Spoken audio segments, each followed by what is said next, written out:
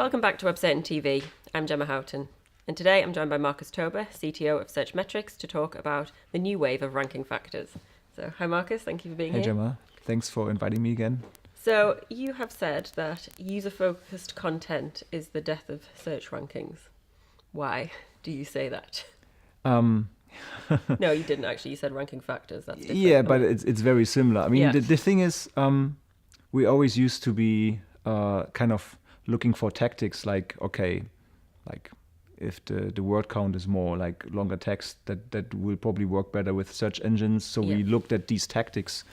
And in the age of machine learning and where user signals are available everywhere, I mean, just look at Chrome, how distributed Chrome is. Google is baking these user signals in generating better results for the user. And I believe that general ranking factors are dead. So you can't just generally say longer text works better, because when someone searches for, let's say, blonde hair, then he probably wants to have images, and not a long text. So it really depends on the industry, on the context, on the user. And that's why I believe that the general ranking factors are dead. So that then changes the whole approach to SEO and the whole approach to optimization. Theoretically, yes. If we would still kind of look for tactics, like, okay, building links, writing content, doing the same all over again, then definitely that would be the case. But when you remember when the guy named Matt Cutts, but he wasn't officially kind of using his name, he was the Google guy in Webmaster World at this forum.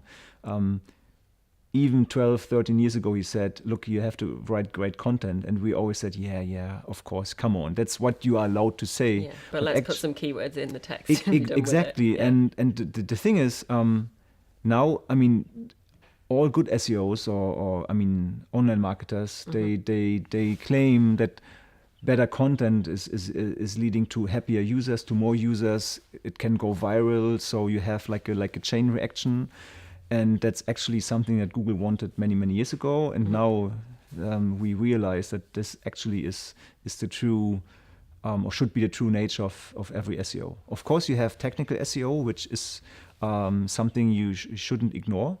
But when Google still needs to be able to crawl your site and exactly. But I mean, if you look at AMP, if you look at also at not new, but now very modern JavaScript frameworks like AngularJS, which is from Google, and React, which is from Facebook, they make crawling much more difficult. But Google's interest is to give you the best result. So Google is kind of figuring it out as well. And because you said in the beginning user-centric, that's also something I believe that if you have a brand, if you really want to capture a lot of users, if you want to make them happy, if you want to win them again, because loyalty is also a problem, then you need to do something amazing, something that's much above the average.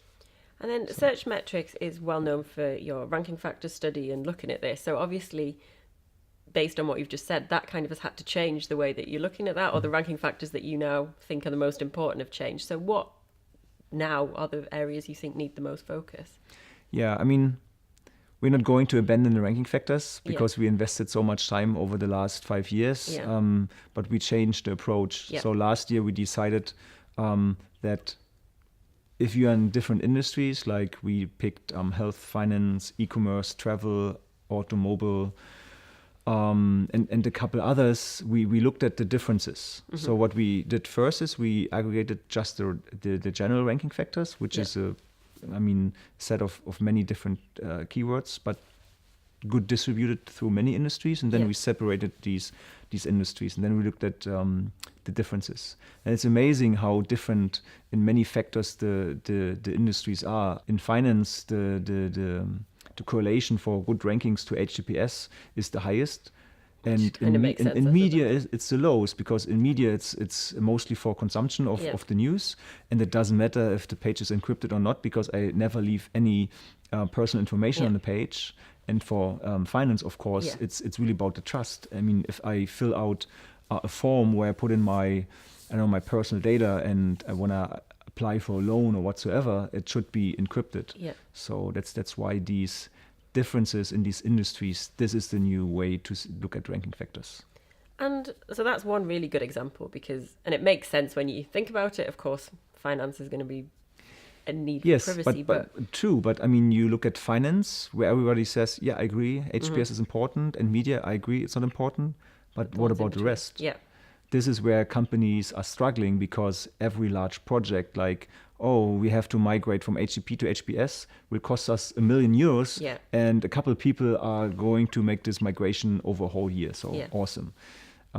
So it's also that companies, they shouldn't just do something because it's a trend and some SEOs say so. They really should look at their industry and what's kind of needed the most. So what are the best ways to do that other than using Searchmetrics to find out your data? How can a business look itself and kind of understand that a bit better? There are many ways. I mean, first, our studies are free, right? Yeah. So everybody can download these studies from our website, and we conducted now studies for 6 industries, and they're coming out every I think in a 2-week cycle, and we publish just e-commerce. Okay, so every 2 weeks, new. Every 2 weeks. Okay. So just on our website. And what else companies could do is they could just look at their competition. I mean, of course, they shouldn't be blinded by competition and just do the same. That's not what I mean. But if you look at enough large set of keywords, look at your competition, look at the market, it's very easy for everyone without using Searchmetrics or any other software to see what's going on. So it's just using their eyes and their little bit of time, And then you mentioned the differences by industry, but how much difference do you see by country still in terms of the factors that are considered and what users are looking for, I guess? There are also many differences. I mean, we're often blinded by Google.com, so what Google is driving first. I mean, like Google had the new image results for image search already a couple of years ago, which are now rolled out in Germany, I guess in UK or in a couple of other countries too. But in US, it was already live two years or more years ago. So it really depends on country by country, which also means if you still do like link building, which could be kind of very useful if a link drives traffic and reputation, all that stuff. But I mean, the old classical way of building links only for gaining rankings. I'm very sure that in many countries where Google is also the dominant market player, link building is still existent and people still do it in a massive amount. That's why I wouldn't generalize that ranking factors, like we say, they're personalized and customized and depend on every industry. In likely some other countries, it's still kind of more like we had it in a couple of years ago here. So, you said again about this, user content is changing the way the rankings are. But of course, ultimately, that is who the audience is. That is what you're creating content for. So what should businesses now be doing when they're creating content and marketers be doing to make sure they are creating that relevant content that is going to fit into what users are looking while still making sure that they get those rankings they need?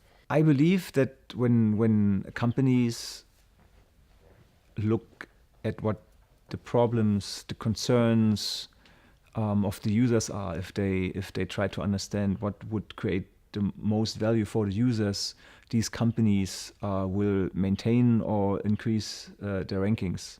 The problem of most companies is they have their tunnel vision. They only see themselves.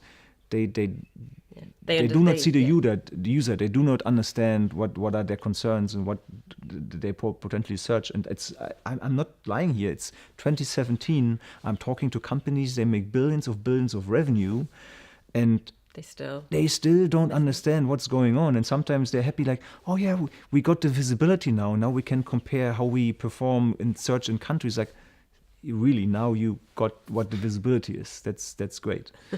So I think that on these conferences, digital marketers, we live in our own world sometimes, I have the feeling. And when we talk to the attendees, we get somehow... a reality check. We get a reality check. We get kind of grounded, like, okay, this is how it really works in these companies. And they are super successful.